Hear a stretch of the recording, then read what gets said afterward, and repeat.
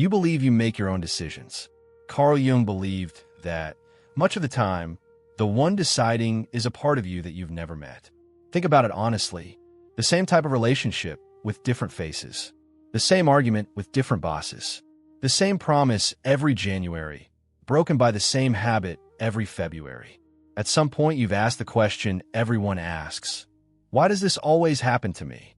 Jung had an answer, and it's not comfortable, because the answer is that it doesn't happen to you. Something inside you is choosing it. Today, you're going to meet that something. If you're new here, welcome to Gratitude. Take a second to subscribe, because every week we turn psychology, science, and gratitude into practical tools for a better life. Now, let's go down to the basement of your mind. Carl Jung was a Swiss psychiatrist, once Freud's chosen successor, until he broke away to build his own map of a human mind and became one of the most influential thinkers of the last century. Words you use every week are his: introvert, extrovert, complex persona. His map begins with a simple, humbling image. Your conscious mind, everything you're aware of, your reasoning, your intentions, is the tip of an iceberg. Below the waterline lies the unconscious. Memories you can't access, emotions you never processed, patterns recorded before you could even speak. The iceberg's tip believes it's steering, but it's the mass underwater that decides where the whole thing drifts. And in that underwater world, Jung found something he called the shadow. Here's how a shadow is born. As a child, you learned quickly which parts of you were welcome and which were not.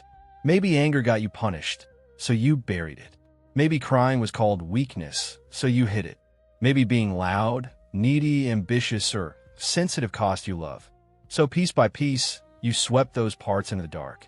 Jung wrote that everyone carries a shadow, and he warned that the more we deny it, the darker and denser it grows. Nothing you buried died. It just moved into the basement, and it still has keys to the house.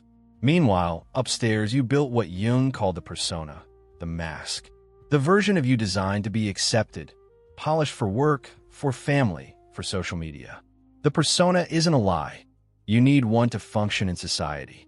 The danger, Jung warned, is forgetting it's a mask, becoming the role you play, while everything real about you lives unattended below. And here is where your repeating life comes from. What you refuse to see in yourself doesn't disappear. It operates in the dark, and the unconscious is patient. The buried anger leaks out as sarcasm, as chronic resentment, as the explosion that came out of nowhere. The hidden neediness picks your partners. The denied fear picks your excuses. Jung's most quoted warning says exactly this: what remains unconscious doesn't vanish. It directs your life from below, and you end up calling it fate. That's why you keep repeating the same life. It's not fate. It's an author you've never met, writing the same chapter again and again, waiting for you to finally read it. Jung also noticed the patterns aren't only personal. Across every culture, every era, humans dream the same figures: the hero, the wise elder, the great mother, the trickster. He called them archetypes, the shared skeleton of human stories. His student of mythology, Joseph Campbell, mapped the hero's journey through those archetypes, and Hollywood has been retelling it ever since. In recent years, thinkers like Jordan Peterson brought Jung's ideas back to millions. And notice what the hero's journey always demands. At some point, the hero must enter the cave, face the dragon, descend into the dark. Jung's point was never metaphorical. The cave is you. The dragon guards the parts of you that you abandoned, and the treasure is everything they took with them: your spontaneity, your fire, your voice.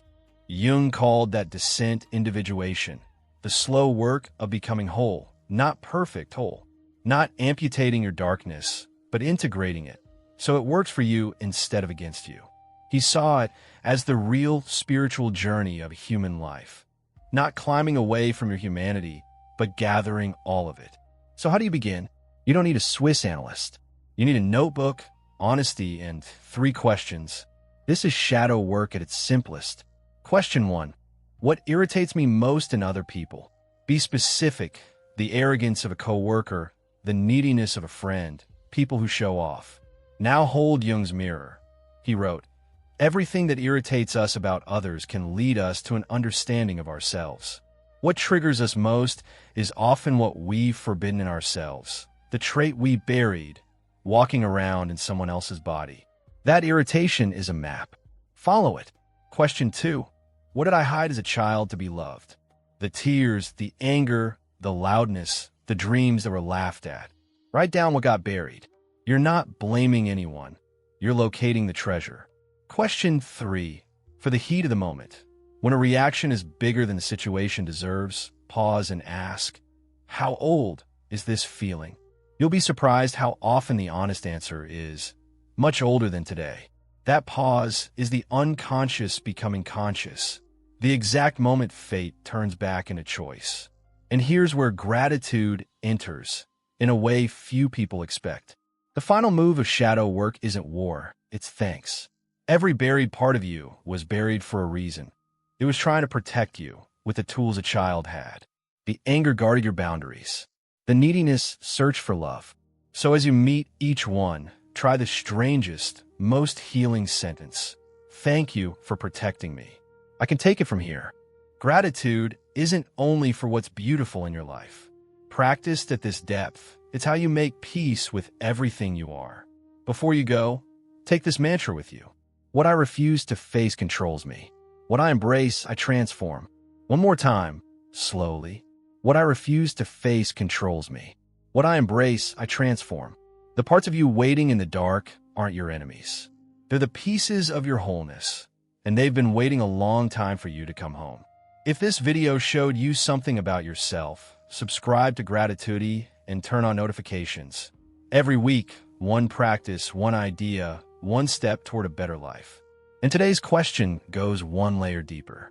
What are you grateful for today? Including one part of yourself that wasn't easy to accept. Tell me in the comments.